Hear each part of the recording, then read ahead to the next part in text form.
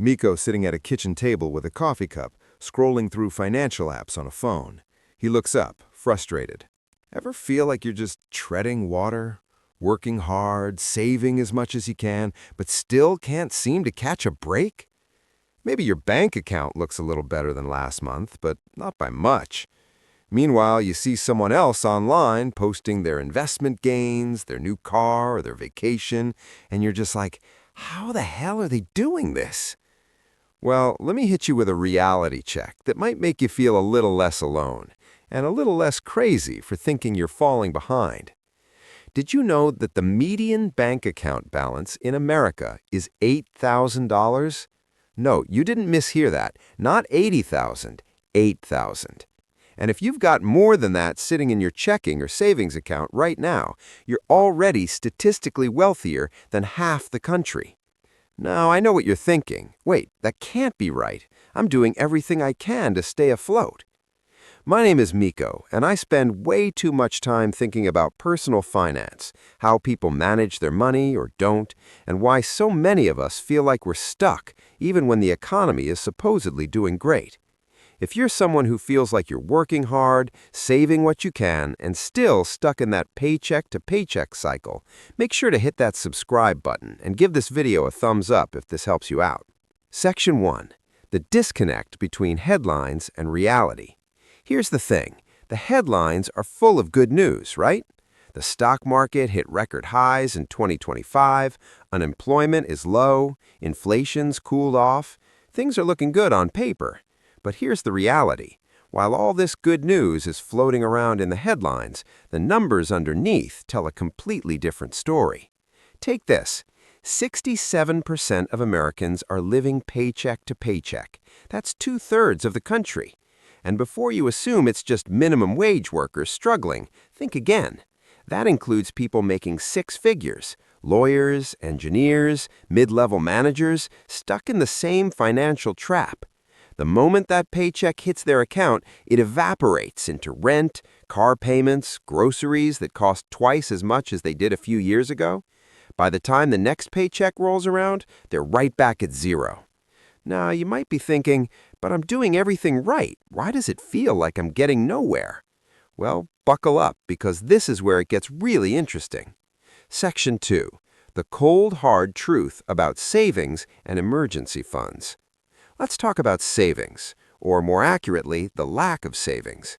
Nearly 1 in 4 Americans, 24% to be exact, have absolutely zero emergency savings, not a penny. And these aren't reckless people either. They're just surviving, living paycheck to paycheck, hoping nothing goes wrong. But if a car breaks down, if they get sick, or if something unexpected happens, boom, they're in crisis mode. Now here's where it hits harder. Half of American households, 54%, have no retirement savings at all, nothing set aside for the future. And this isn't because they don't want to plan, it's because they can't afford to save. The basic cost of living, rent, food, gas, and the like, are eating up most of their paycheck. The thought of putting aside money for retirement is a luxury few can afford. And here's what most people don't realize. Even though it feels impossible, this situation is not about bad luck. It's about math and psychology. Section 3. The impact of inflation and cost of living. Look, I'm not here to sugarcoat it. Things are expensive. You've probably noticed it too. Groceries cost 25% more than they did just a few years ago. Your insurance, rent, everything is 25% higher. And your paycheck? It didn't go up by 25%. Most people might have seen a 5 to 10% raise if they're lucky.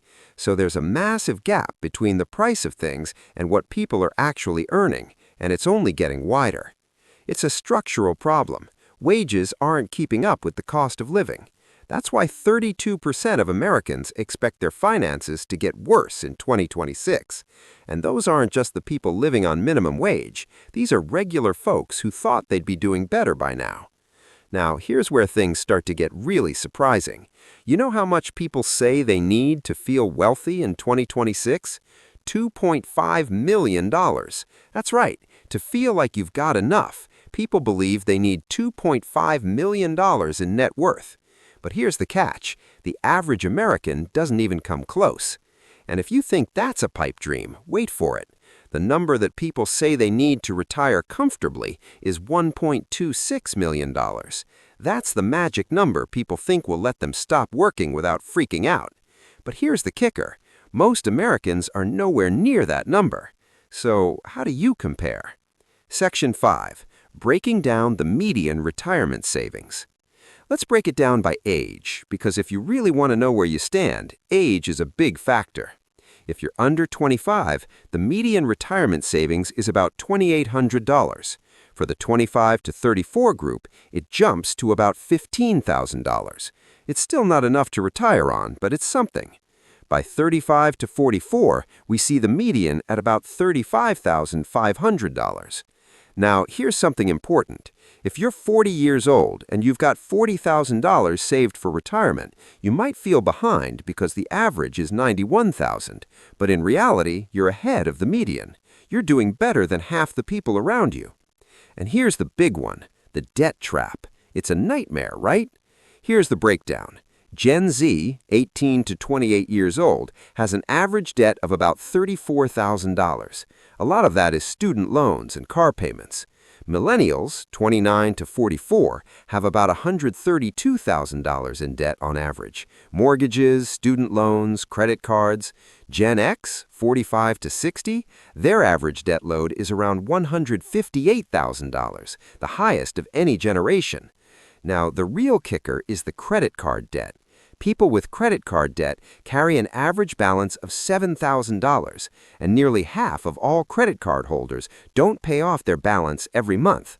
So if you're making minimum payments on that $7,000 balance at 20% interest, you'll pay $6,160 in interest alone. That's not just debt, that's a tax on being broke. Section 7. The power of margin and what you can do about it. Here's the deal. The real wealth-building opportunity comes down to one thing, margin. It's the gap between what you earn and what you spend. That's your weapon. Even if you feel like your gap is small right now, that's where you build your escape hatch from paycheck to paycheck living. Now, I know you might be thinking, but Miko, how do I start building that margin when it feels like I'm barely keeping up? First thing, stop comparing yourself to averages that are skewed by outliers. Focus on your situation and build your margin. And look, I'm not saying it's easy, but I am saying it's possible, one step at a time. Conclusion, motivation to take action. Here's the truth. You're not falling behind because you're doing something wrong. You're falling behind because the system is rigged to make it harder to succeed. But here's the thing. You're not powerless. You can change your financial story. So, if you're tired of feeling stuck, it's time to get to work. Start by tracking that gap between your income and your expenses. That's the first step. Then, let's start chipping away at that debt and building some savings. And don't stop pushing. You're not alone in this, and the numbers, they don't lie. The system's stacked, but with a little consistency and patience, you can still win. If you found this helpful, give this video a thumbs up and make sure to subscribe for more financial insights. Keep building your margin. You've got this. Miko smiles and nods, leaning back in his chair. See you in the next video. Stay strong.